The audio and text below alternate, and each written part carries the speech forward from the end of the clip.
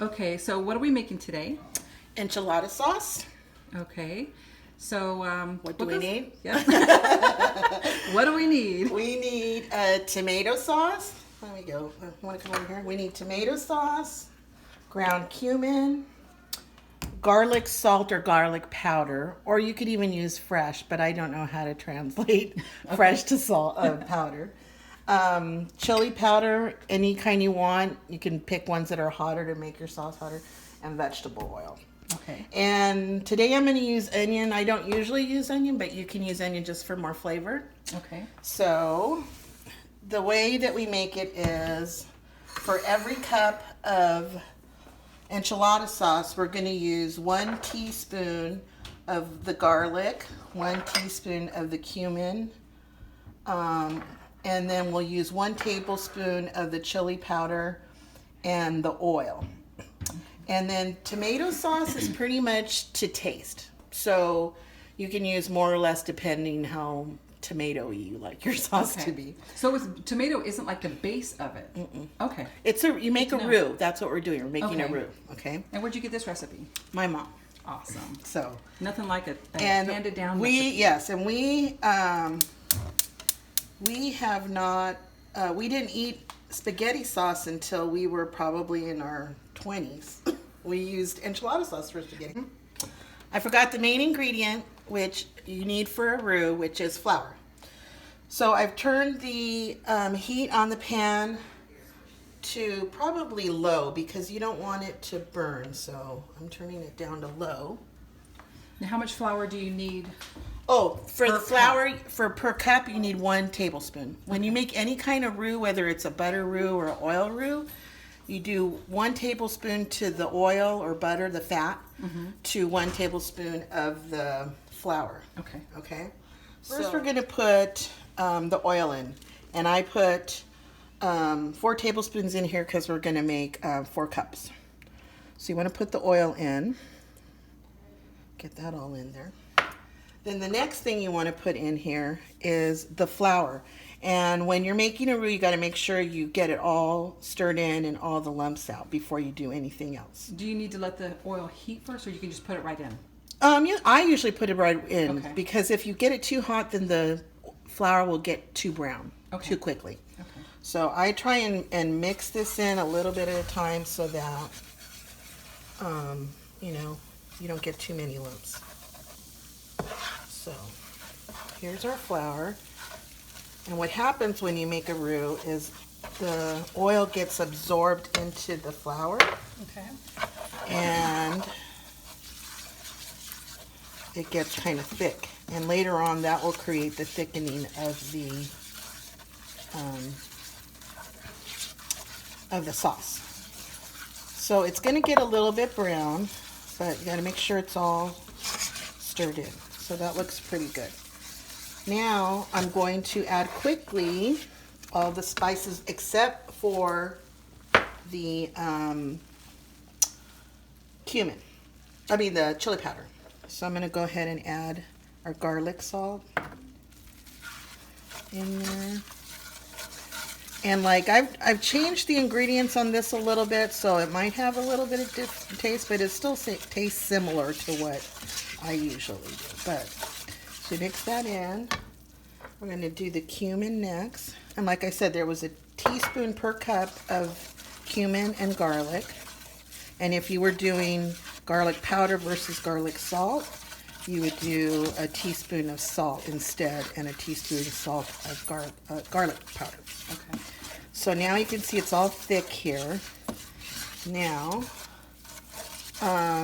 I'm going to add a little bit of onion. You don't have to. It's all up to you. It just adds a little bit more flavor. And I'm just going to put a little bit, maybe like a couple tablespoons in for flavor. And I'll mix that in. And it's just really thick. So we're going to do the tomato sauce next. And I usually get like an 8-ounce can. And I don't usually use it all if I'm making like 2 cups or 3 cups. But since we're going to do 4 cups, I'm going to use the whole can, an 8-ounce can. So is this just browning right now? Yes, it's just Okay. browning. So now we're going to put this whole can in because we're making 4 cups. That's 8 ounces. Save the can because we're going to add water at the end. So now we're just mixing this in with all the spices. And this doesn't look very appetizing, but it tastes good. Well, it's not finished. No, it's not finished. So, there you go. So now we've got it all in. And what I like to do is smell it. Sometimes I'll add more cumin or more garlic if it doesn't What smell kind of like smell that. are you looking for? Well, if you're Mexican, there's like a smell that comes with cumin, salt, and garlic. So I think it's okay, but I might at the end later add some more. But so the next thing I'm going to do is I'm going to add water. Okay, so I've poured in 1 cup of water, or 1 can of water, of the 8-ounce can, per cup that we're going to make of enchilada sauce. And so what you want to do is you can use your spoon or a whisk, whichever is easiest for you, to get most of the lumps out of the flour from the roux. So I'm going to pour in this last can of water, and now it's getting to the color that we wanted, but the last thing we have to add to make it taste really good is the chili powder. And chili powder, we're going to put 1 tablespoon per cup of enchilada sauce. I'm going to turn this up a little bit so it'll start to thicken more.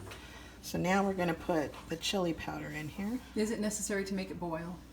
I like to, because then that means it's, you know, at the hottest that it needs to get.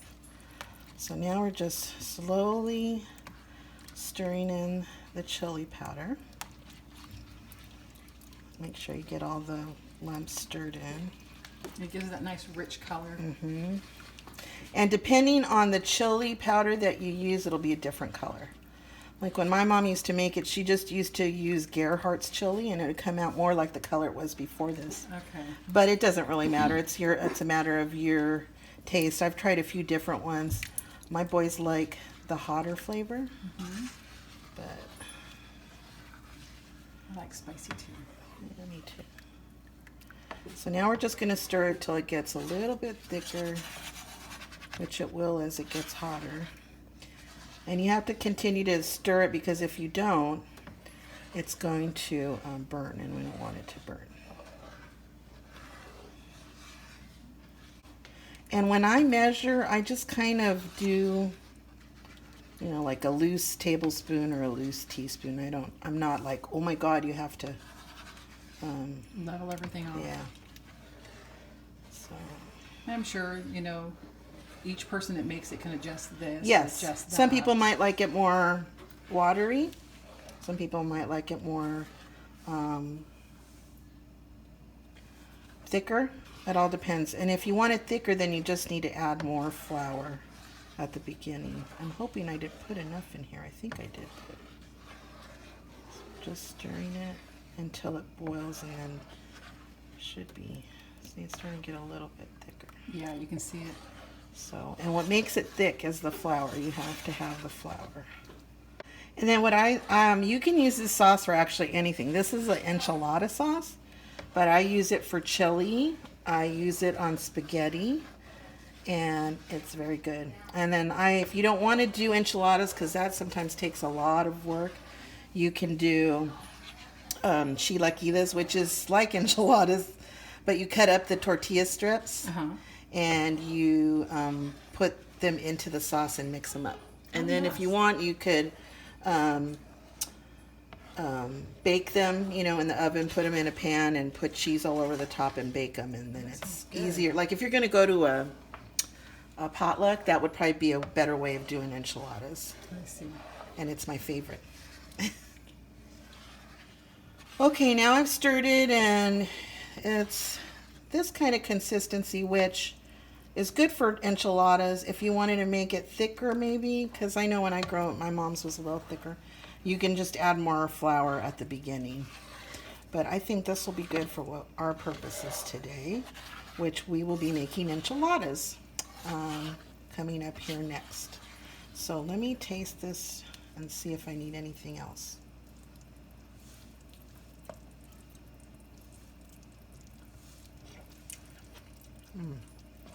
That's good. That's good. And this does definitely not need any more salt. So I think preferably you would either use fresh garlic or garlic powder and not garlic salt, because then you can control your salt. But this is pretty good. So I think we're ready to end this portion of enchilada making. Okay, we're back. So now that the sauce is made, just gonna mix it up. I turned it off so we don't burn ourselves. Over here we have our tortillas, corn tortillas. I put a little oil in the pan so we can fry these tortillas. And then we're gonna start our little assembly line. So I dunked the tortilla in, just kind of getting it a little toasted here. It's going straight into the sauce, just like this. And it doesn't have to be in there very long. I take it right out, put it on my cookie sheet. There we go. Now I'm going to put some cheese inside, however much you like, and some onions. Now this is the hard part because you know it's hot, but just roll it and then twist it over, and you line them up right there. I'm gonna do one more for you.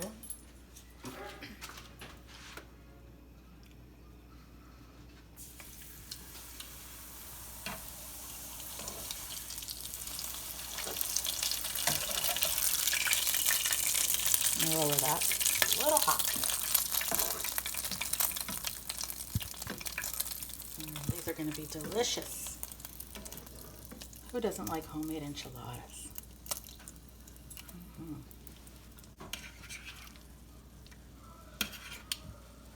Alrighty. Maybe you should use different tools for the cheese and the onion because I'm kind of getting it all messy here.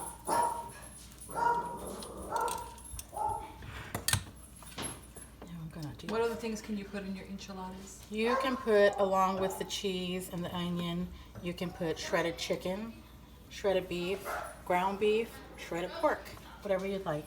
Yum. Okay, well, we're going to let you go and finish this up, and we'll check back with you when it's done. They didn't like the tortilla. It's rolling. So all I do is spread a little extra enchilada sauce on these, and I'll put a little bit more cheese. Just Looks like a this. messy process. It does. Now I usually put them in the oven. Some people like to eat them directly from the pan here, but what I like to do is I like to melt this cheese that's on top. So I put it in the oven for maybe 350 for maybe 20 minutes. Okay. And they should be ready. Now you can also garnish with cilantro. You can do black sliced olives on it and enjoy. All right.